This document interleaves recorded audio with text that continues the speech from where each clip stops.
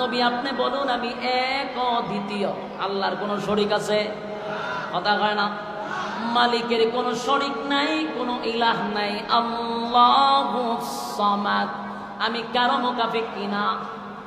আল্লাহ বলেন লাম ইয়ালিদ ওয়া লাম ইউলাদ, আমি কারো কাছ থেকে জন্ম নেই নাই, কাউকে জন্ম দেই নাই। ওয়া লাম ইয়াকুল লাহু কুফুয়ান আহাদ, আমার সমকক্ষ আর কেউ নাই। সুবহানাল্লাহ।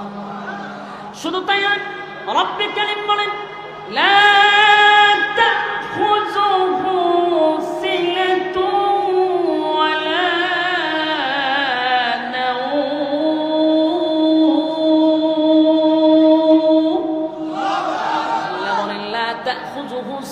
ওয়ালা নাওম, আমি আল্লাহর ঘুমও নাই, আমি আল্লাহর তন্দ্রাও নাই। বাদশার ঘুম আছে গো,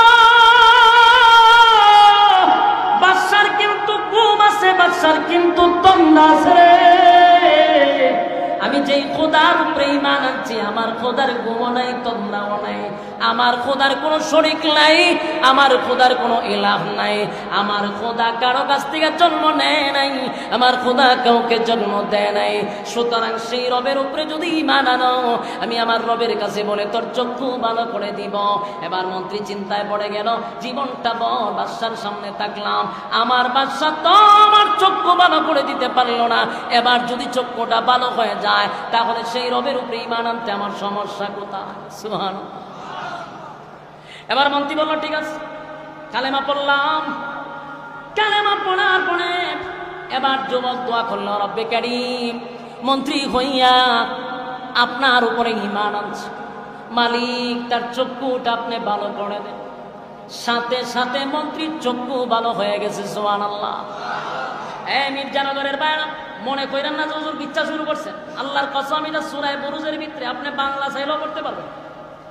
এটা কোনো কিচ্ছা নয়, কোনো কাহিনী নয়। কোরআন সূরা বুরুজের ভিতরে একেবারে পুরা ঘটনাটা আল্লাহ বর্ণনা করছে। এই মন্ত্রীর চক্ষুটা ভালো হয়ে গেছে। এবার মন্ত্রী ছায়া দেখে পৃথিবী এত সুন্দর। সুবহানাল্লাহ। যেই লোকটা জীবনে পৃথিবী দেখে নাই, হঠাৎ করে যদি পৃথিবী দেখে, তার কাছে কেমন আশ্চর্য লাগবে, কত আনন্দিত। যুবক ভাই, যারা অন্ধ, যাদের চক্ষু নাই গো, যাদের চক্ষু নাই, যাদের চক্ষু নাই, এই পৃথিবী কেমন তারা বলতে পারে না। মানুষকে আল্লাহ কোন আকৃতিতে বানাইছে সেটাও তারা জানে না। অনেক অন্ধরা বিবাহ করে, নিজের স্ত্রী কেমন সেটাও জানে না, নিজের সন্তানগুলা কেমন সেটাও জানে না।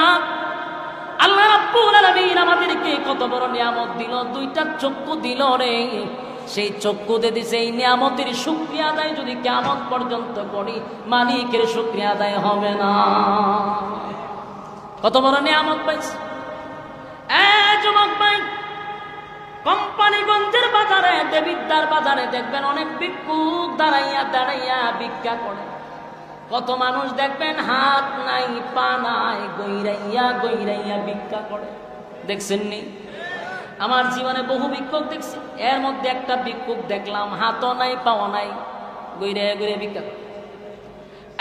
তাদের দিকে তাকাইয়া শুধু 10টা টাকা দিয়াই আমরা চলে যাই না, মাঝে মধ্যে তাদের দিকে তাকাইয়া মালিকের দরবারে শুকরিয়া আদায় করবেন। আল্লাহ, আমারে আপনি 2টা হাত দিছেন, আমারে 2টা পা দিছেন, 2টা চক্ষু দিছেন, আমার কত দাম আর কত সম্মান।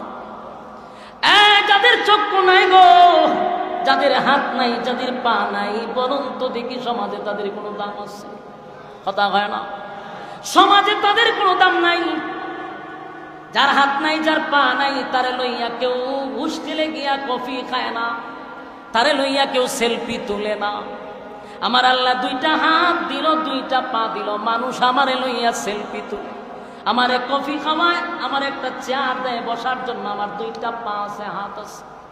মাঝে মধ্যে ভিক্ষুকের দিকে তাকাইয়া টাকা দিয়া চলে আসবেন না, অনুরোধ করলাম তাদের দিকে তাকাইয়া মালিকের দরবার শুকরিয়া আদায় করবেন আর বলবেন, আল্লাহ এত বড় নিয়ামত পাওয়ার পরেও আমি আল্লাহ তোমার গোলামি করি না, আমার মতো অকৃতজ্ঞ পৃথিবীর জমিনে নেই।